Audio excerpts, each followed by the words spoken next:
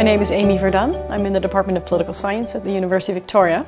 Most of my research is in the area of European politics, with a particular emphasis on governance and institutions. I started off researching mostly Europe's single currency. That's what my PhD thesis was all about.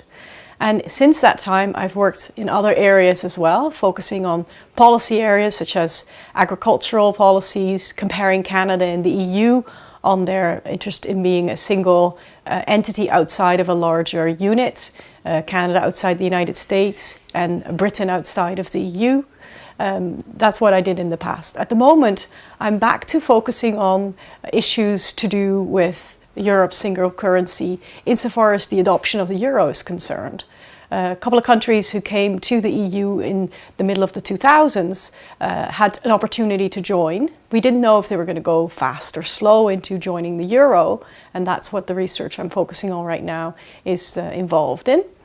I also have been working recently with a few colleagues on producing a textbook for Canadian students to study the EU. And so we've brought researchers together from throughout Canada and some from Germany and even some from Brussels to participate in that project.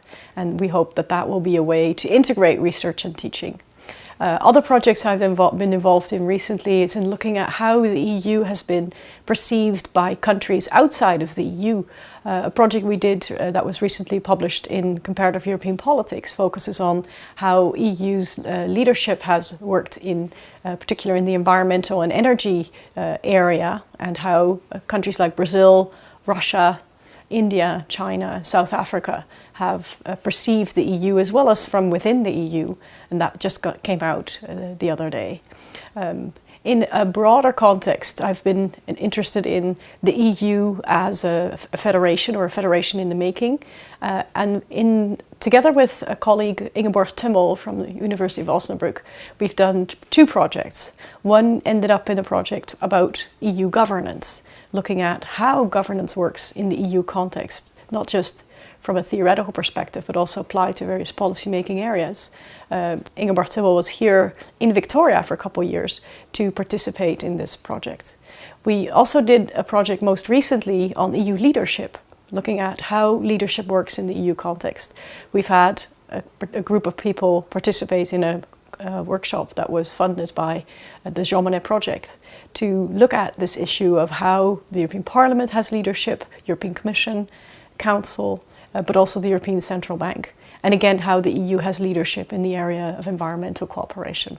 One more project I forgot to mention is a work on mapping European economic integration, something I've done recently with a colleague in Israel and a lot of economists, and we've looked at all of the way in which the EU is developed in economic integration, and that ended up being a project, as well as another project on the Lisbon Treaty, the way in which the EU institutionalizes itself over and beyond the day-to-day policy making in the European Union. A few years ago, I did a project that looked at the way in which Europe and Asia collaborated. The International Political Science Association has a research committee on European unification, as it's called. And within that project, we looked at how China, Japan looked at the developments in Europe for their own developments in collaboration amongst Asian countries. And with a group of colleagues, we worked towards a book project in that area. More recently, I've done a visit to Asia, and it was interesting to see how scholars in Asia look towards the EU as a possible model, and also what are the limitations of experiences in the EU. Another project I did recently when I was at the Netherlands Institute for Advanced Studies, together with a couple of colleagues from the Netherlands in particular and one from Prague, is to look at the developments in the EU, in particular in the Council, how the Council makes decisions, and to what extent we can learn something about that from an interdisciplinary lens. So with a few colleagues, we did a model trying to understand how the decisions are made and what factors play a role in building a consensus amongst the member states in the Council. Another colleague worked at a large data set And together we collaborated with scientists from the engineering department, as well as economics professor, as well as political science professors. And that research still needs to be completed and finalized. Some of the research I've been involved in tries to make some lessons for the policy community. With Donna Wood, over the past years, supported by the transatlantic dialogue, Canada-EU transatlantic dialogue, we've looked into what lessons can be learned from the European experience for Canada and vice versa. We did a few conferences where we brought together people who were knowledgeable in the area of social policy, and to see how in the EU context, coordination is a way in which the EU moves forward. And rather than making it a top-down EU tells member states what to do, there is a setting of norms and values, as well as benchmarking, that encourages member states in the EU to collaborate. And what we tried to do was to see what lessons can we learn from Europe for Canada, and publish that result in the Canadian Public Administration Journal.